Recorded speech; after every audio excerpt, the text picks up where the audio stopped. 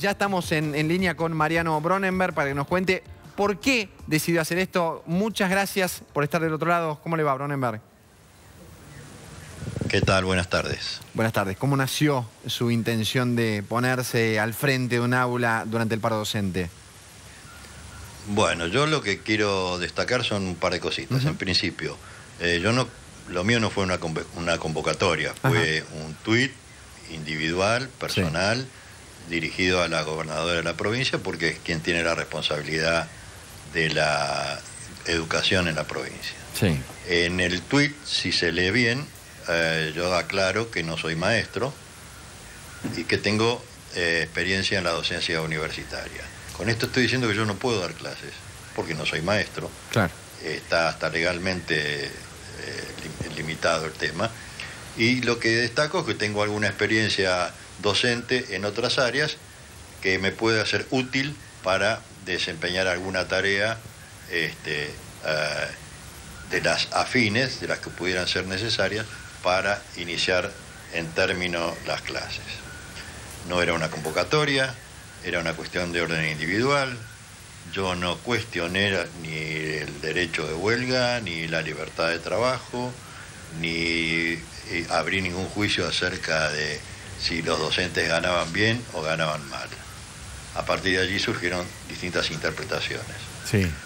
Mucha gente replicó ese tuit muy por encima de lo que habitualmente suele suceder. Sí, más de 3.200 retweets tuvo, que es un montón, es importante la repercusión que tuvo. Es un montón, y a ver, yo soy un usuario doméstico, amateur de Twitter, y lo máximo que había tenido algunos 150, 120 retweets de alguna cuestión no demasiado trascendente además. Sí. A alguien se le ocurrió que valía la pena ponerle un hashtag, que es lo que sirve para que empiece a cobrar notoriedad dentro del espacio cibernético, ¿verdad? Y es lo que termina en definitiva marcando tendencia. Bueno, alguien le agregó el hashtag y aquí el crecimiento fue exponencial. Me desbordó absolutamente. No es lo que esperaba. Bueno, hagamos una aclaración. Creo que todo tuitero en el fondo pretende que cada uno de sus tweets tenga alguna repercusión. Pero nunca imaginé en tamaña medida. Yo creo, hasta hace un rato estaba en casa, podía ver que todavía se mantiene como tendencia y hace ya más de 24 horas. Sí, evidentemente lo sigue y lo tiene muy de cerca. Yo quería preguntarle, Bronenberg, a propósito de esta enorme repercusión, porque hubo muchísima gente que lo apoyó, de hecho que usted mismo en su cuenta de Twitter retuiteó y también le dio valor y lo hizo público a mucha gente que le decía que sí, que estaba de acuerdo y que se sumaba a esta iniciativa.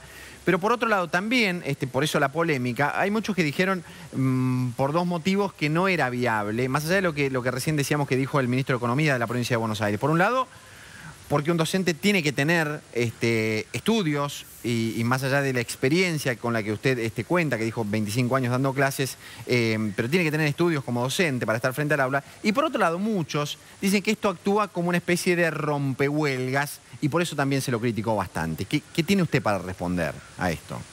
Bueno, a ver, en todo caso, denme la posibilidad de disentir. Yo no salí a confrontar.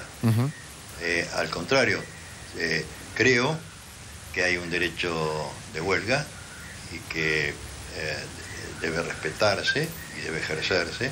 Hay un derecho a trabajar y con el mismo equilibrio, digamos, debe respetarse y ejercerse.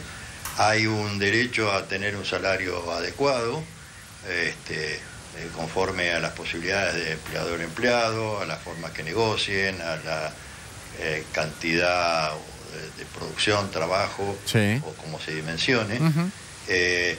Y hay un acuerdo de partes, en definitiva. Pero yo no entré en eso. Ni cuestioné el salario de nadie, ni dije que no debía haber paro, ni dije que había que ejercer la libertad de trabajo, porque las considero cosas, de hecho, naturales. Lo que sí hago hincapié, y esto es lo que es el espíritu del tuit, es en el derecho inalienable del niño a recibir educación. como es el derecho de un niño, que está indefenso, los derechos no andan dando vueltas por allí, los derechos uno tiene que asegurar. Sí. En el caso particular del niño, el derecho del niño es la obligación del adulto. Entonces, yo lo que en todo caso pongo en tela de juicio es el incumplimiento de la obligación de satisfacer el derecho del niño a ser educado. Sí, por parte del Estado. En ese contexto, yo lo pongo como una cuestión... a ver, es una responsabilidad del Estado, pero sí, el Estado no está solo en esto. Sí. Bueno, el Estado somos todos, en definitiva, ¿no? Por eso. Pero digamos que el Estado como ente administrador, está bien, ¿cierto? Sí. Por eso dirijo mi tuit a la señora Vidal y no al señor Baradel o a algún referente gremial. Se lo dirijo a quien tiene la responsabilidad de asegurar la gestión adecuada del proceso de educación en la provincia. Bronenberg, ¿se comunicó alguien del gobierno de la provincia de Buenos Aires con usted? Simplemente un funcionario de tercera línea para decirme que les había parecido interesante el tuit y que a lo mejor en el futuro se producía algún otro tipo de conversación. Cosa que yo tampoco ni buscaba ni nada por el estilo.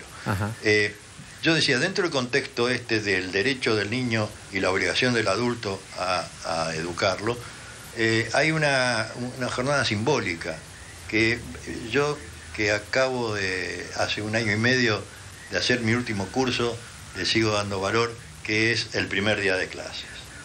Y para el niño muy particular, el primer día de clase tiene emoción, tiene anhelos, expectativas, etc. Entonces, no creo que nadie pueda arrogarse el derecho a quitarle eso al niño.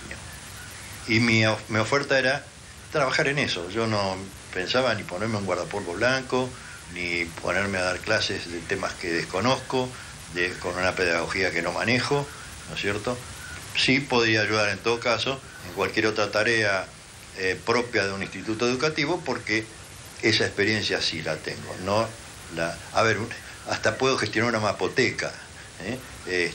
Mucha gente entendió lo mismo, muchos son docentes, docentes pasivos y activos, muchos son docentes que han ofrecido la media jornada que les queda libre para hacerlo gratis.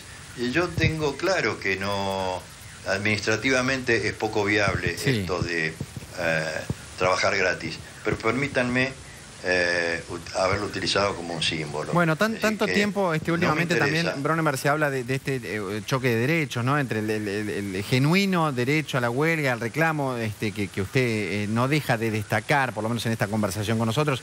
En un tuit se hace como demasiado corto hacerlo. Y por supuesto el derecho que tienen los chicos también a estudiar. Es difícil saldar esa brecha, ¿no? ¿Cómo se garantiza una cosa sin dejar de garantizar la otra al mismo tiempo, ¿no? Bueno, pasa todo el tiempo acá en la Ciudad de Buenos Aires cuando hay manifestaciones en la vía pública, el derecho al reclamo y el derecho a transitar también. Hay un choque permanente de intereses, lamentablemente, o de derechos. Sí, pero convengamos que los derechos no son absolutos.